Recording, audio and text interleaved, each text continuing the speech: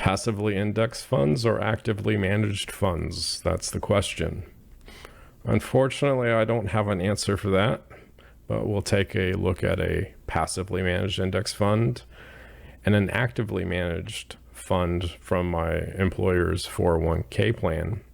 The first one, BlackRock 3000 Index Fund.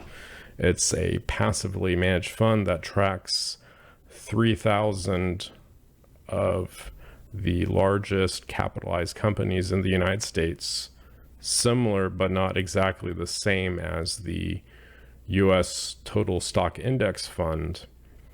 And according to this fact sheet, it uses a passive or indexing approach to try to achieve the fund's investment objective.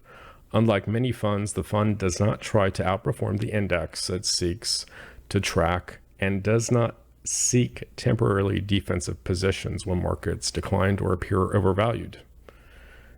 It's just going to stay the course.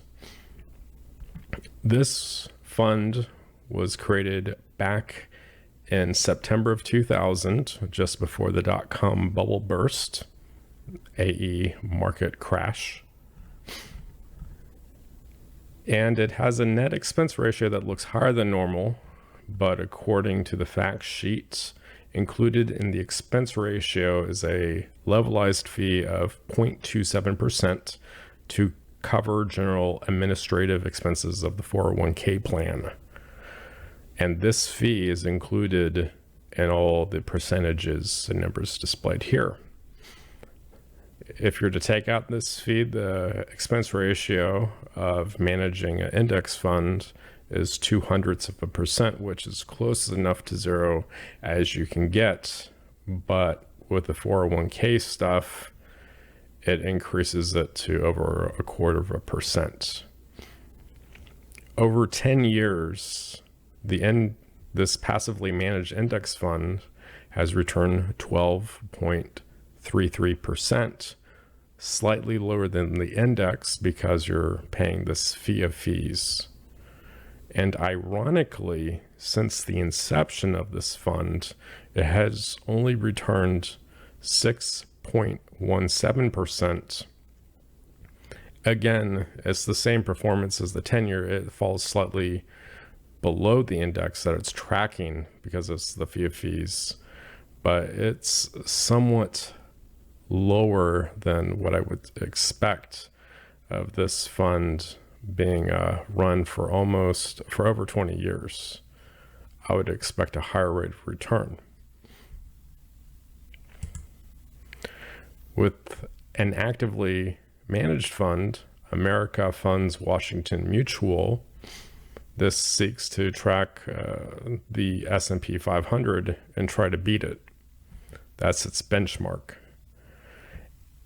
They have multiple managers running this fund, the longest of which has been there for 25 years. Interestingly enough, the 401k plan assesses a fee of fees of 0.27%. However, this additional fee is not reflected in the performance results. So how do you make something look better? Just take out one of the fees. And it makes it very similar to the fee of fees that are applied to the index fund. Do I smell something fishy? Maybe.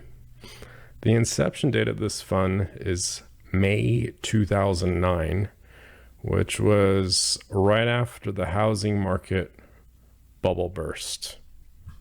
So the index fund, it was created, had an inception date right before the dot-com crash, and this one was after a second crash during that time frame.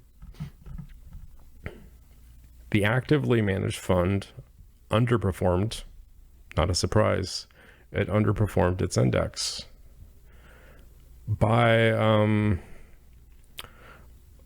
slightly more than what the index fund did. The index fund underperformed its index by 0.25%. On the actively managed fund, they don't show you how much it has underperformed. It's just not even there.